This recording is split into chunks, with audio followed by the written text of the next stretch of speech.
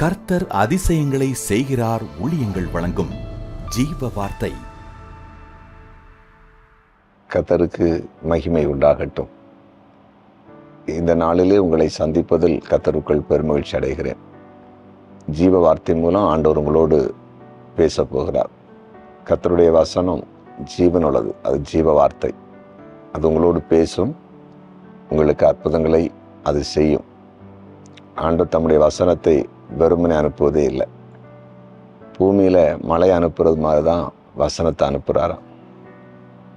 பூமியில் மழை பெய்யும் போது பூமியை நனைத்து அது முளைகளை உண்டு பண்ணி அது பயிர் வகைகளை கொடுக்கிறது. விதைக்கிறவனுக்கு விதையும் புசிக்கிறவனுக்கு ஆகாரத்தையும் கொடுக்கிறது. அதே போல ஆண்டுடைய வார்த்தை.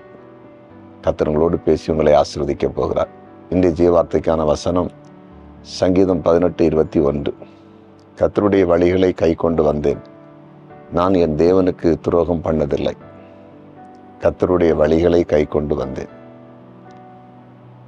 கர்த்தருடைய வழிகளை கை கொள்ளுவது அப்படின்னா என்னது? நம்ம வழிகள் அல்ல, நாம் போகிற பாதை அல்ல. ஆண்டவர் நமக்குன்னு ஒரு பாதையை உண்டு பண்ணி வச்சிருக்காரு. அப்போ நமக்கு வைத்திருக்கிற அந்த பாதை, அந்த வழி வித்தியாசமானது. அதாவது இந்த பூமியில் பார்க்கும்போது சின்ன பிள்ளைங்களை பாருங்க, அந்த பிள்ளைகளை ஒரு குறிப்பிட்ட இடத்துல நடக்க வச்சா அது சரியாக நடந்து இந்த பாதையில் போனால் அதுக்கு தெரியாது, தாறுமாறாக போய் கீழே விழுந்துடும். அதனால் என்ன பண்ணுவாங்கன்னா, பெற்றோர்கள் கையில் பிடித்து கொள்வாங்க. அவங்க போகிற அந்த பாதையில், அந்த வழியில் அந்த பிள்ளைகளை பிடித்து கை பிடிச்சு அப்படியே நடத்தி கொண்டு போவாங்க. அதே போல் தான் நம்முடைய ஆண்டவரும். நம்ம போகிற வழி சில வேளையில் அது நமக்கு நல்லது போல தெரியும், நிறைய பிரச்சனைக்குரியதாக மாறும். அதனால் தேவன் நமக்குன்னு சில வழிகளை வச்சுருக்காரு. அந்த வழிகள் நம்ம அறிந்து அந்த வழியில் நடந்தால் அது மிகுந்த ஆசீர்வாதமாக இருக்கும். அதனால தான் ஆண்டவர் பைபிள் எழுதி வைத்திருக்கிறார், உன் வழிகள் என் வழிகள் அல்ல,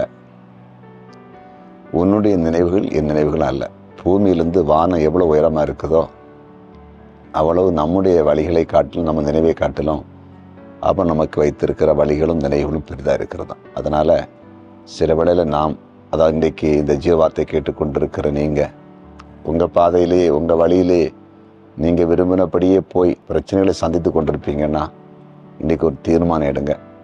நான் என் ஆண்டவருடைய வழியில் நடப்பேன். எஸ்ப்பா, நீர் எனக்கு வைத்திருக்கிற வழிகளை காண்பேன்னு கேளுங்க. அவர் அதே பாதையில் உங்களை நடத்துவார். அது மிகுந்த ஆசீர்வாதமாக இருக்கும். பெரிய காரியங்கள் நீங்கள் பார்க்க போகிறீங்க. சோர்ந்து போகாதீங்க. சரியா? ஜெபம் பண்ணலாமா? ஜெபிப்போம். ஆண்டவரே, நீங்கள் பேசின ஜீவ வார்த்தைக்கு ஆயுஸ்தோத்திரம். இதுவரையிலும் சில வேளையில் தங்களுடைய விருப்பத்தின்படி, தாங்கள் தீர்மானித்தபடி தங்களுடைய வழியில் நடந்து பிரச்சனைகளையும் நெருக்கங்களையும் சந்தித்திருப்பாங்கன்னா, இன்றைக்கு ஒரு தீர்மானம் எடுத்து உம்முடைய சமூகத்தில் அமர்ந்திருந்து உம்முடைய வழிகளை அறிந்து அந்த வழியிலே உம்முடைய பிள்ளைகள் நடந்து மேன்மையை காணட்டும் என்று ஜெபிக்கிறேன். பெரிய பெரிய நன்மைகளை காணட்டும். அப்படியே அவங்க காண போகிறாங்க, அதற்காக ஸ்தோத்திரம். மேன்மையை காண போகிறாங்க, அதற்காக உமக்கு நன்றி செலுத்துகிறோம்.